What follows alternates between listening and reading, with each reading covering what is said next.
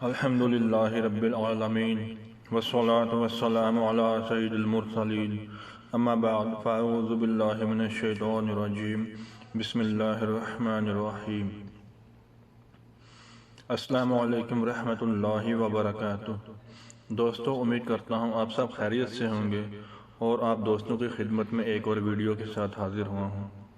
یہ ویڈیو مسجد عقبہ کے متعلق ہے۔ نبوت کے 11ویں سال ماہ رجب میں آپ صلی اللہ علیہ وآلہ وسلم نے حسب عادت مینا میں عقبہ کے نزدیک، جہاں اب مسجد عقبہ ہے، قبیلہ خزرج کے 6 آدمیوں کو اسلام کی دعوت دی تو وہ ایمان لے آئے۔ انہوں نے مدینہ پہنچ کر اپنے قبیلہ والوں کو اسلام کی دعوت دی۔ آئندہ سال 12 مرد ایام حج میں مکہ آئے اور انہوں نے عقبہ کے متصل آپ صلی اللہ علیہ وآلہ وسلم کے ہاتھ پر بیعت کی کہ ہم اللہ عز و جل کے ساتھ کسی کو شریک نہ ٹھہرائیں گے، چوری نہ کریں گے، اپنے اولاد کو قتل نہ کریں گے، زنا نہ کریں گے، بہتان نہ لگائیں گے، کسی امر معروف میں آپ صلی اللہ علیہ وآلہ وسلم کی نافرمانی نہ کریں گے۔ اس کو بیعت عقبہ اولا یعنی عقبہ میں اول مرتبہ بیعت بولتے ہیں۔ نبوت کے 13ویں سال ایام حج میں انصار کے ساتھ ان کی قوم کے بہت سے لوگ حج کے لیے مکہ میں آئے۔ جب حج سے فارغ ہوئے تو ان میں سے 73 مرد اور 2 عورتیں اپنی قوم سے چھپ کر ایام تشریق میں رات کے وقت عقبہ مینا میں آپ صلی اللہ علیہ وآلہ وسلم کی خدمت میں حاضر ہوئے۔ اس وقت حضرت عباس بن عبد المطلب رضی اللہ تعالی عنہ، جو اب تک اسلام نہ لائے تھے، آپ صلی اللہ علیہ وآلہ وسلم کے ساتھ تھے۔ سب سے پہلے وہی بولے، اے گروہ خزرج، محمد صلی اللہ علیہ وآلہ وسلم اپنی قوم میں معزز ہیں اور اپنے شہر میں مددگاروں کی ایک جماعت رکھتے ہیں۔ ہم نے ان کو دشمنوں سے بچایا ہے۔ اگر تم اپنے عہد کو پورا کر سکو اور ان کا ساتھ دے سکو تو بہتر ہے، ورنہ ابھی سے ان کا ساتھ چھوڑ دو۔ اس کے بعد حضور صلی اللہ علیہ وآلہ وسلم نے ان کو دعوت اسلام دی اور فرمایا کہ میں تم سے اس بات پر بیعت لیتا ہوں کہ تم مجھ سے وہ چیز باز رکھو گے جو اپنے اہل و عیال سے باز رکھتے ہو۔ یہ سن کر سب سے پہلے برا بن معرور انصاری خزرجی نے آپ صلی اللہ علیہ وآلہ وسلم کا ہاتھ مبارک پکڑ کر کہا، ہمیں منظور ہے یا رسول اللہ صلی اللہ علیہ وآلہ وسلم، ہمیں بیعت کر لیجئے۔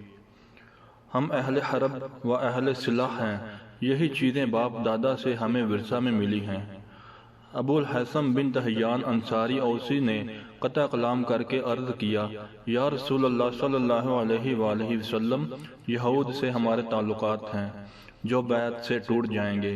ایسا نہ ہو کہ جب اللہ آپ کو غلبہ دے تو آپ ہمیں چھوڑ کر اپنی قوم میں چلے جائیں۔ آپ صلی اللہ علیہ وآلہ وسلم نے مسکرا کر فرمایا، نہیں، تمہارا خون میرا خون ہے، میرا جینا مرنا تمہارے ساتھ ہے۔ میں تمہارا ہوں اور تم میرے ہو، تمہارا دشمن میرا دشمن اور تمہارا دوست میرا دوست۔ اس طرح جب وہ بیعت کے لیے آمادہ ہو گئے تو عباس بن عبادہ نے ان سے کہا، آپ لوگوں کو یہ بھی خبر ہے کہ حضرت محمد صلی اللہ علیہ وآلہ وسلم سے کس چیز پر بیعت لے رہے ہو؟ یہ عرب و عجم سے جنگ پر بیعت ہے۔ اگر تمہارا خیال ہے کہ جب تمہارے مال تاراج ہوں اور تمہارے اشراف قتل ہوں تم ان کا ساتھ چھوڑ دو گے تو ابھی سے ساتھ چھوڑ دو، اور اگر ایسی مصیبت پر بھی ساتھ دے سکو تو بیعت کر لو۔ سب بولے، ہم اسی پر بیعت کرتے ہیں۔ مگر یا رسول اللہ صلی اللہ علیہ وآلہ وسلم، اگر ہم اس عہد پر ثابت قدم رہے تو ہمیں کیا ملے گا؟ حضور صلی اللہ علیہ وآلہ وسلم نے فرمایا، جنت۔